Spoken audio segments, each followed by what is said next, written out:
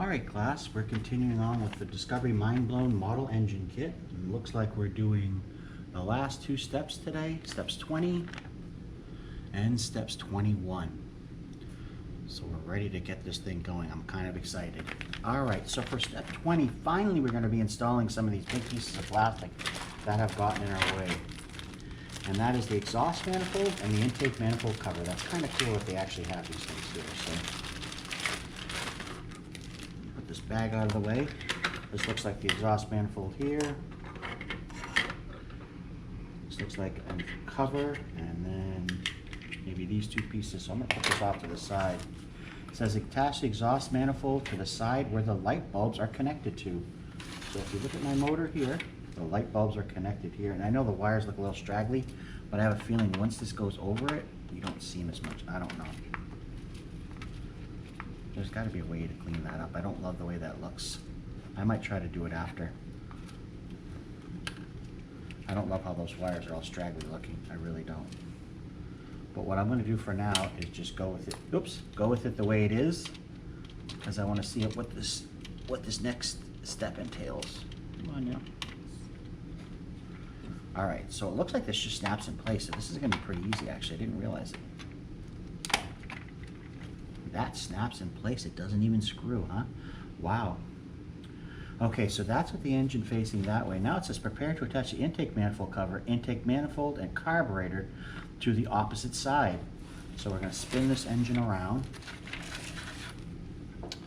and we're going to go to the next step of step 20, where it says prepare. So we need the intake manifold and the carburetor. So the carburetor's got to be like the only little thing left. I was wondering what this thing was. It's in this bag of blue stuff. And that, I guess, is considered a carburetor. Although we know all modern vehicles are fuel injected, but still, it's kind of cool to have this thing here. So put that bag off to the side as well. So it says, place the intake manifold on the top of the intake manifold cover. Oh, okay, sorry. Let's go back. Prepare to attach the intake manifold cover, intake manifold, and carburetor to the opposite side. Okay, now the next line is, first attach the intake manifold cover. So that is this thing. All right, so how does this go on? It looks like it's definitely on this side of the engine. It's got like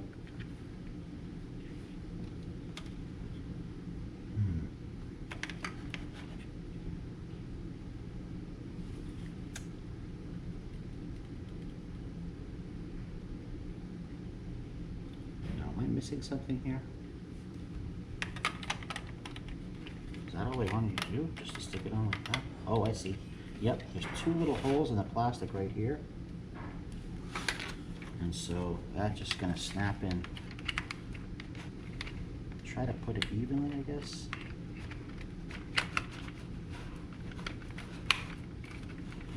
And there's the intake manifold cover. I did it wrong, didn't I? Yes. I did it wrong.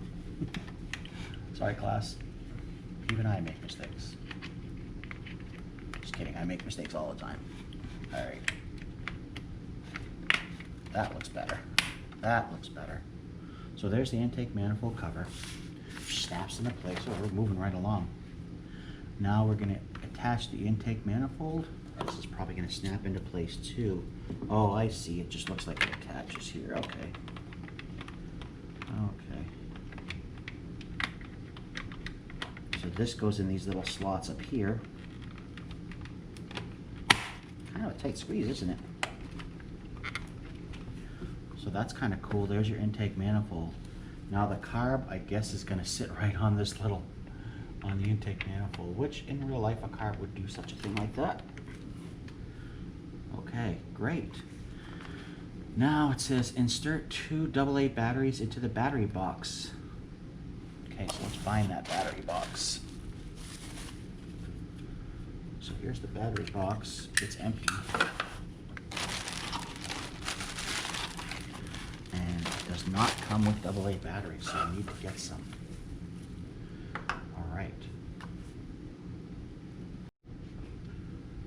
All right, so I found two AA batteries.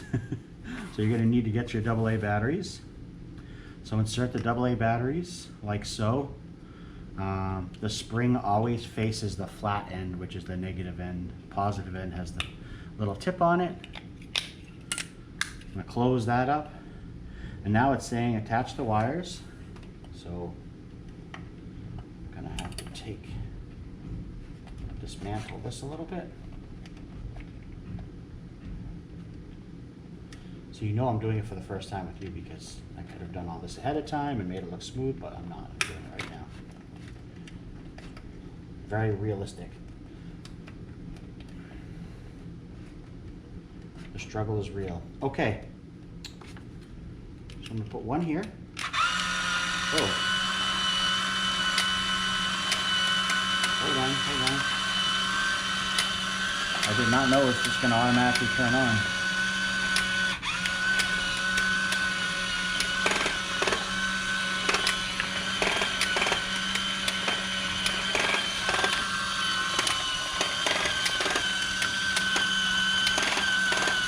Interesting how it skips a little bit.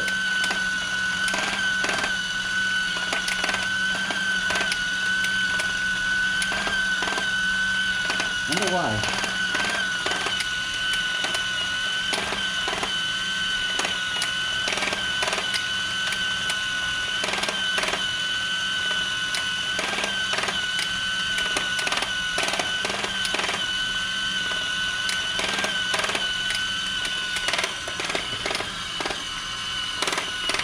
This is it running.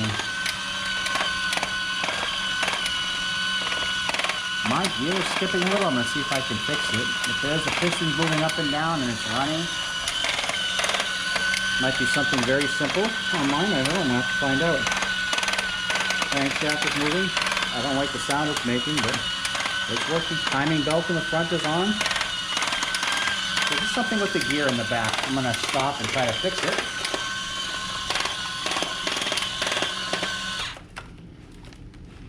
And that is it. Hopefully yours doesn't do that grinding sound because I don't love that. All right, well, I'm going to try to see if I can figure out what's going on there. And if I can, I'll let you know. That's better, class. Working now. I like the flashing. You can see the cylinders firing. Get it a little closer.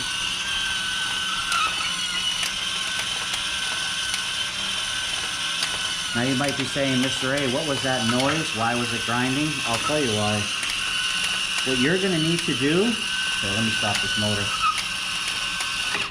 When you attach this little motor on the back, line it up with the gears like I did, but then you have to push up on the motor while you're tightening it. So that makes it, there's just a little bit of play, and that's going to make it just a little bit tighter so that doesn't slip. Once you do that, it starts running on its own. So it's very, very fine line. It doesn't seem like there's any play, but I'm going to say loosen up this motor just a tiny bit, push up on it, like with one hand. This is how I did it. Pushed up on it with one hand, loosen up the screws, push up with one hand, and then tightened the screws with my other, reaching around like that. Maybe in a little bit of a better position for you.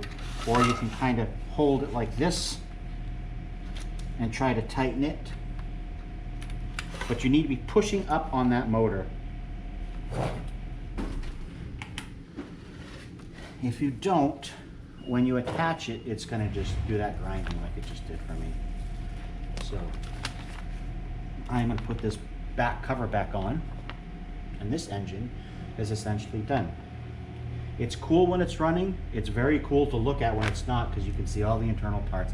And hopefully this helped you get some idea of how an internal combustion engine works, especially the 4-stroke kind, which pretty much every automobile that has gas, that is gas powered, is 4-stroke or 4-cycle at this point.